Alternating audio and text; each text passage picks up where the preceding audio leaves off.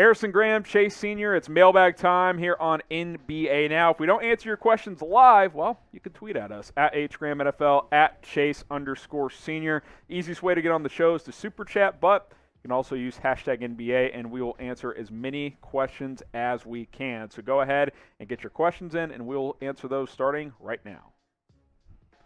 Spoil, can the three-guard scorer work for the Blazers? And by the way, Lou Williams said he will retire if he gets traded. I don't think. He's in Atlanta. Yeah. He's where he wants to be. Joking somewhat. I don't think he'll retire. Players say stuff like this all the time, right? Like, if this happens, I'm going to do this. Why would he retire? He's going to make the playoffs with the Hawks in almost all certainty. As far as the Blazers go, he's talking about, obviously, Norman Powell, joining Dame and C.J. McCollum. Yeah, I do think that the three-guard system with the Blazers can work. I'm not sure that they're all going to start. I think Norman Powell could come off the bench and be that super six man or be a spell starter.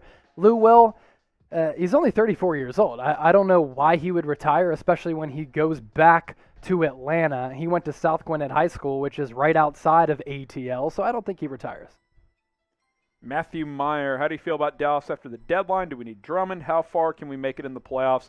Well, there was chatter. They popped in with the Cavs and checked out on Drummond. Obviously, his salary was too much to trade for. I know they have interest in him, and they've had interest in him in the past. It really comes down to Drummond at this point. I think the Mavs will explore that, and we'll see who Andre chooses. Now, as far as how I feel after the deadline, J.J. Redick, a nice addition. Yeah, love Redick to the Mavericks. That's why I think I have Dallas as one of the winners, because they didn't have a lot of players to give up in a trade for a big piece, nor do they have a lot of money, draft picks. So I think them bringing in Redick was perfect and didn't have to give up much to get him. Yo. Could the centers dominate again through this decade like the 90s? In a different way, sure, but not just purely back to the basket type. No, Look the at Joel game has Embiid, changed and the rules have changed, which has affected center play at the NBA level. That's why I've been so high on what Joel Embiid was doing this year before he got hurt, because he was like defying modern-day basketball logic. So I don't think, because physicality's been taken out of the game, yo-yo. So I don't think that centers are going to dominate because they need to be physical to do so. But look at Nikola Jokic, too. You got Embiid and Jokic, 2 7-footers. He can hit threes, that though. can bang. Centers in the 90s shoot. weren't hitting no, threes. it's got to be a different, like I said, the position, yes, but it's a different position now. Yeah, different style. Keep that in mind. Who is the best center in the NBA, which it's kind of made a bit of a resurgence as the position has evolved. Is it Embiid? Is it Jokic? If you count Anthony Davis as a center, I think those are the three guys. Yeah, some wild cards in there could be like Bam Adebayo. Vucevic, offensively at least. Vucevic is there as well. All around, in terms of being a lethal offensive and defensive threat, I don't think anybody matches up with Embiid. The thing is, he's always hurt. So Jokic, I'd say. Jokic probably the most consistent NBA center. Got a super chat from Tyquarius. Appreciate it.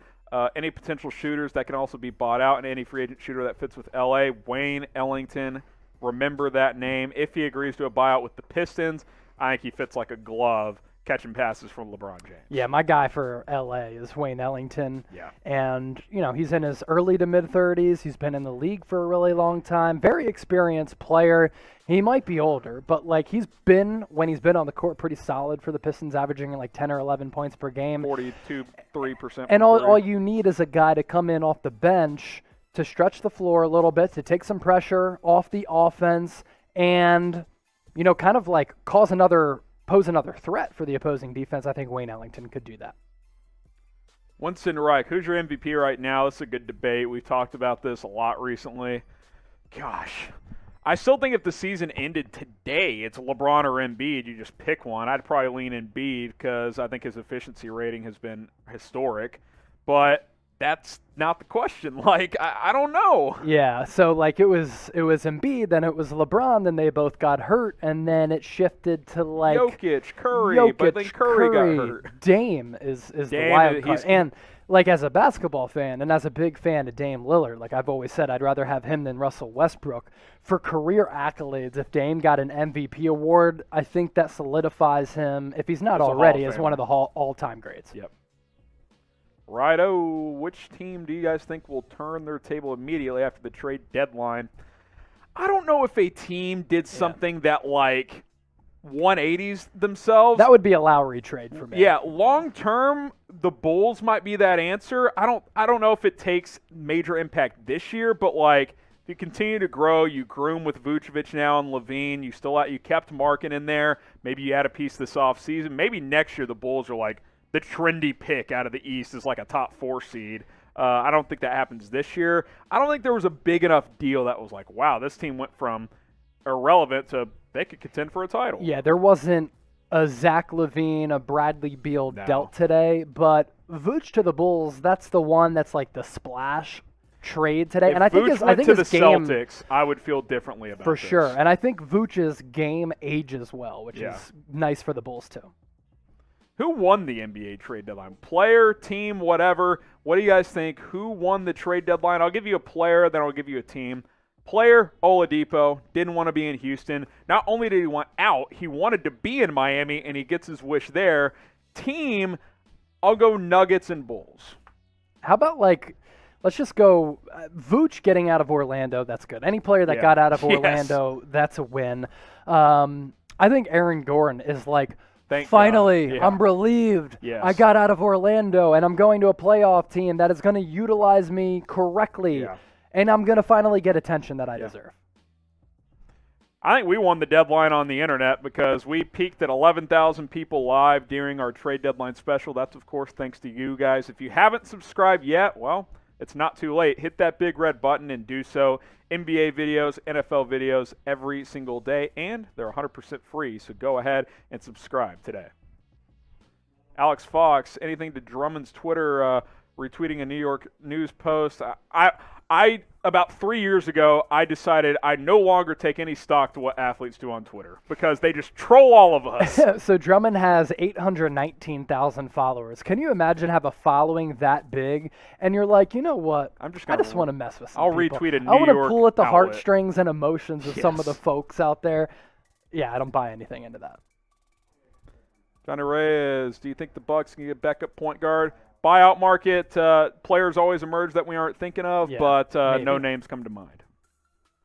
Bob, what are the odds the Warriors get Marquise Chris back next year since he's a free agent? The Marquise Chris hive among Warriors fans is really so like fascinating to me. Yeah. Like, he's had like 4 good games in his career. Sure, if you want to go sign him to a 1-year, $2 million deal, then maybe he'll be back, but clearly they don't value him that much. Gustavo, who came out the best, Denver or Miami? Yeah. Come back to me in 2 weeks. Can I see these guys play first? I'd probably lean – oh, gosh. Let me lean Miami right now because I think overall Miami is a better team, and I think they've strengthened an already strong roster further. But the Nuggets are a strong roster, too. Hey, they're the 2 big winners today. There's no doubt about that. No doubt about it. So I think both teams got better. Time will tell. We'll certainly see come playoff time. NBA fan, who is your 6th man of the year right now? Gosh, that's really an award that's kind of slid under the cracks this year because Lou Will's not the same guy. Montrezl Harrell's not the same guy. A sneaky candidate could be Tim Hardaway out of Dallas. He's been pretty solid really this year. Yeah. I don't think there's that clear-cut guy. The award that's been fun to watch is most improved because you have Julius Randle. You've got Jeremy Grant in Detroit and a couple of other guys. Norman Powell, too. Yeah, Norman Powell. 6th man of the year, though, I don't know. I'd have to look into that one more. So if that's a bad answer, then, sorry about that. Donovan, what are your thoughts on Boogie Cousins? My thoughts are it's weird he hasn't signed yet. Maybe he was waiting for the deadline to come and go. Maybe he's just looking to see which teams traded for centers. Yeah. What's the buyout market going to look like? Boogie Cousins has been a free agent for a couple of weeks now. It actually might be a few weeks. It's been like 6 weeks, I believe. Look, Boogie Cousins isn't the same player, though, so I don't know there's much of a market for him because he's just not the same guy. ACL, Achilles, quad, all severe injuries. Honestly, if a contender doesn't want him, Raptors got a few open spots. If he at least wants to get some minutes somewhere, go play for Toronto. But I don't know if contenders really want him, to be honest. Me either. Rogue Bros, now that Teague is a free agent in L.A., could the Clippers sign both? Is Jeff Teague – okay, so we're being told Jeff Teague was a part of the Evan Fournier trade, and he was waived by Orlando. I think, okay, so whoever asked the backup point guard question a few minutes ago, I think Teague makes sense. The Clippers signed Rondo. I don't know if bringing in Teague on top of that really doesn't do much makes for sense. me. But Teague being out there is interesting. Maybe the Lakers get in on him. Maybe a couple of other teams jump in. How about the Hawks? That's where he played his best, and you just traded Rondo, backup point guard? Yeah, we're talking about another player who just isn't what he once was in his prime. In fact, I really don't think Jeff Teague is that good as a backup option, possibly. Couple more here. Chase Clemins, will Oladipo start? I assume he will. Yes. Also, do you think the Heat starting five will be in the NBA? Or what do you think it'll be? I'll just spitball. Let's go Oladipo, Butler, Hero, Robinson, and Adebayo. That's your starting five? Who's playing point? Would it be Dragic or would it be Oladipo? Or Dragic.